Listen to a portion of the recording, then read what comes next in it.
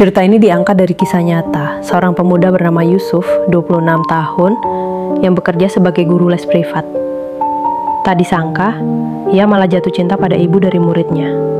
Seorang wanita cantik dan dewasa bernama Bu Maya, 39 tahun.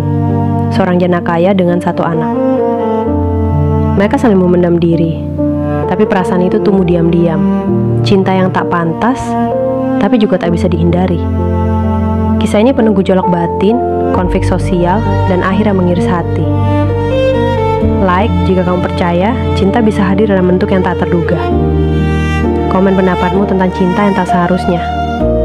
Subscribe untuk kisah nyata lain yang menyentuh hati.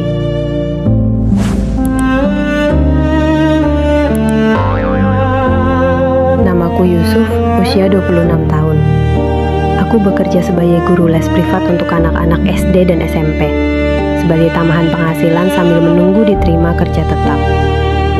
Suatu hari aku mendapat panggilan untuk mengajar seorang anak kelas 5 SD bernama Raka di sebuah perumahan elit.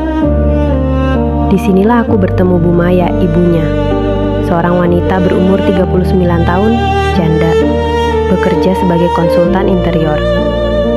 Bu Maya menyambutku dengan sangat sopan. Tutur katanya tenang, auranya kuat, dan senyumnya membuatku gugup. Kalau kamu bisa bikin Raka semangat belajar, saya anggap kamu guru yang luar biasa. Dia anak yang susah fokus. Hari-hariku berjalan biasa, aku fokus mengajar. Tapi entah kenapa aku mulai menunggu-nunggu jam les, bukan karena muridku, tapi karena ingin melihat wajah ibunya. Raka memang anak yang sulit fokus. Bu Maya sering ikut duduk di ruang belajar. Kadang ia menyuguhkan teh hangat dan mulai ikut mengobrol. Kamu kelihatan sabar banget. Iri saya lihatnya. Suatu hari hujan turun deras dan aku kehujanan. Bu Maya menyuruhku mandi dan meminjamkan baju almam suaminya. Kami makan malam bersama. Suasana canggung berubah jadi akrab.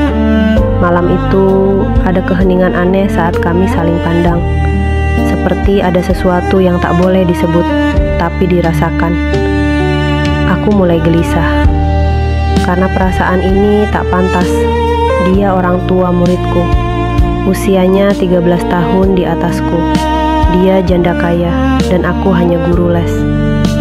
Tapi Bu Maya pun mulai bersikap berbeda. Tatapannya lebih lama, senyumnya lebih dalam. Hingga satu hari, Raka tidur lebih awal, dan kami duduk berdua di ruang tamu.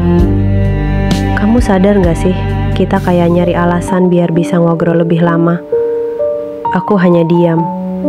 Tapi malam itu untuk pertama kalinya, kami berpegangan tangan. Sejak malam itu, hubungan kami berubah. Kami tidak pernah berciuman, tidak pernah melampaui batas. Tapi jiwa kami saling melekat. Kami tahu ini salah. Tapi kami juga tahu kami butuh satu sama lain. Bu Maya bilang dia kesepian. Dunia menganggap janda tak boleh jatuh cinta lagi.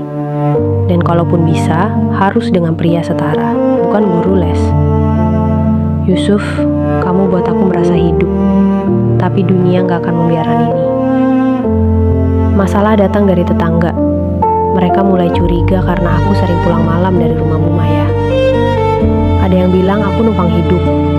Ada yang lapor ke sekolah Raka. Bu Maya mulai tertekan. Kita harus berhenti sebelum Raka jadi korban.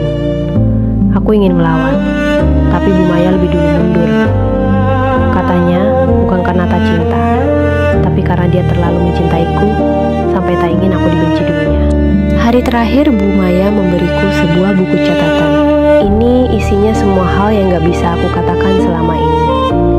Aku membacanya seminggu setelah perpisahan.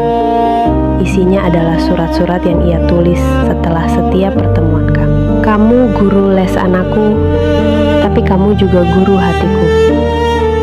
Terima kasih karena pernah membuatku merasa dicintai bukan karena statusku, tapi karena diriku. Sudah 3 tahun berlalu, aku tak pernah lagi melihat Bu Maya.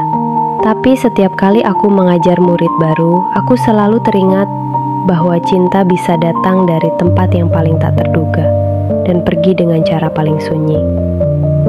Cinta kami mungkin salah di mata orang, tapi tak pernah salah di hati kami.